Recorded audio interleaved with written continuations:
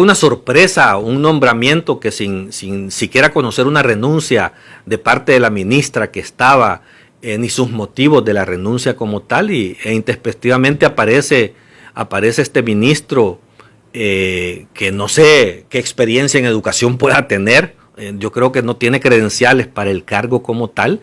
Él fue un gerente general del Ministerio de Salud en el gobierno de Mauricio Funes.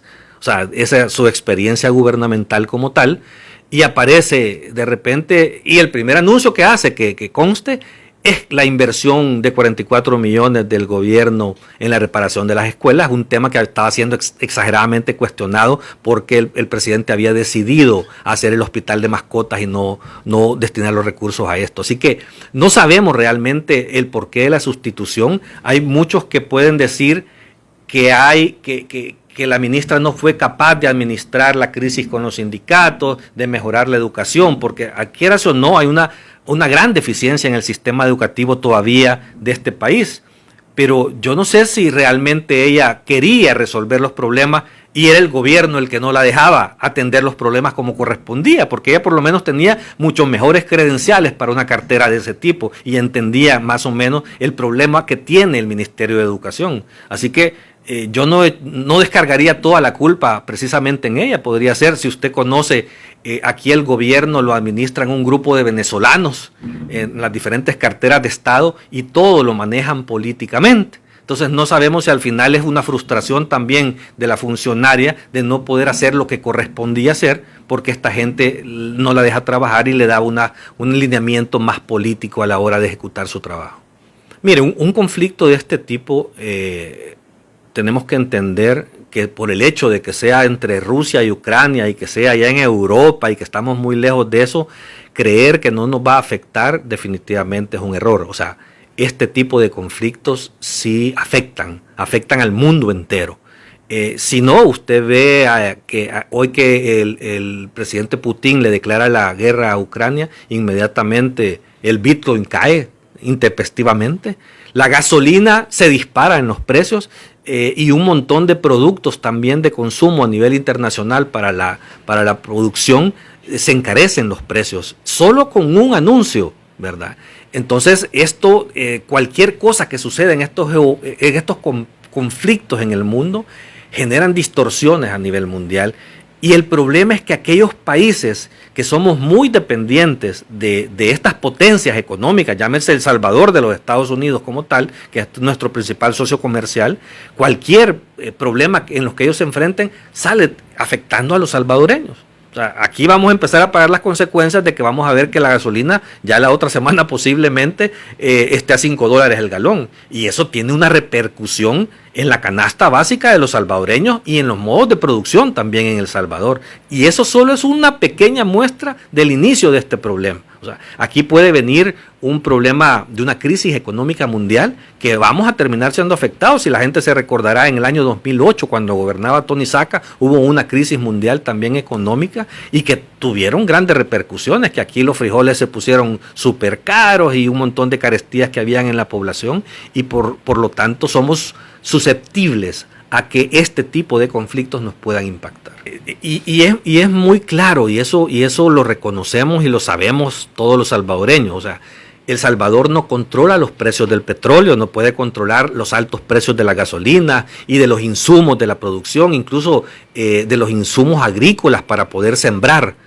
Los precios son internacionales y no los controlamos y hoy están altísimos, ¿verdad? Pero el hecho de que no controlemos esos precios no quiere decir que no podamos hacer nada como país para aliviar el impacto en la gente más vulnerable de El Salvador. Ahí está en la Asamblea Legislativa una iniciativa del grupo parlamentario de Arena desde hace meses que este tema de la gasolina ya se estaba viendo, en el cual lo que se sugiere es que se revisen los impuestos que tienen los combustibles. Hoy por hoy, por decirle, a nivel de gasolina regular, creo que ya es $1 por galón solo en impuestos lo que se está cobrando. Entonces hay que hacer una valoración de poder revisar estos impuestos temporalmente, por lo menos para aliviar un poco esa carga. Y así como esa medida, pueden haber otras medidas compensatorias a los sectores más vulnerables que de alguna manera les ayuden a aliviar esto. O sea, no podemos decir que no podemos hacer nada, no podemos decir que así es el mercado y que tenemos que jugar las reglas del mercado como tal. No, yo creo que el rol del Estado precisamente es ese, atender el rol subsidiario que la misma Constitución le ordena al gobierno como tal para atender a la gente más necesitada. Mire, con el tema de la ley del nombre, es una resolución de la Sala de lo Constitucional de la Corte Suprema de Justicia, que declaró inconstitucional la ley del nombre precisamente en efectos de que aquellas personas que son transgénero, entendería yo, puedan cambiarse su nombre, si es un hombre que se convierte en mujer, a un nombre femenino, porque hoy por hoy no se permitía en la ley y eso es lo que han declarado inconstitucional. Yo creo que está bien, creo que tienen el derecho de poder utilizar el nombre que crean conveniente, dependiendo del género que ellos asuman como tal, y el Estado está obligado a respetar ese derecho, son derechos constitucionales al final de cuentas.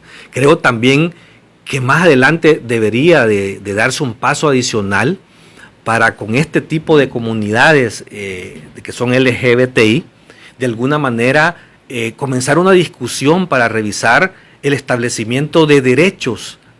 No necesariamente, y eso se lo quiero aclarar, en mi calidad personal de Carlos Araujo, creo que yo no reconozco un matrimonio entre personas del mismo sexo. Vea, eso, o sea, soy yo y mis principios y así seré siempre. Creo que mayoritariamente la sociedad también piensa de esa manera, pero creo que personas del mismo sexo que deciden hacer algún tipo de unión, puede de alguna manera legislarse una protección de derechos alrededor de esa relación, como ya le existe en los matrimonios de unión simple o que no se casan formalmente y legalmente. Creo que ese paso sí hay que darlo y de alguna manera entrar en esa discusión para proteger derechos de personas que decidan establecer una unión libre, aunque sean del mismo sexo.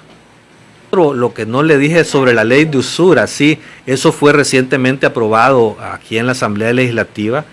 Creo que es una buena medida, ¿verdad? Creo que es algo que busca proteger de verdad los intereses de la población en general con relación a abusos en temas de créditos y de cobro de intereses y por eso es que Arena de alguna manera también apoyó. Ya en el pasado Arena también había puesto iniciativas de ese tipo en esta Asamblea Legislativa que por la falta de votos no podía haberse aprobado, porque recordará que en el pasado había más grupos parlamentarios que había que de alguna forma dialogar más para obtener votos para aprobar este tipo de leyes, pero creo que es una ley buena, es una ley justa y creo que la gente merece este tipo de protecciones y por eso Arena apoyó este tipo de reformas. Mire, ese es el tema que tiene que ver con las 52 medidas de reformas que el presidente de la República anunció en un tuit, que no las conocemos, que nadie las conoce, pero que son reformas vinculadas exclusivamente al mundo Bitcoin.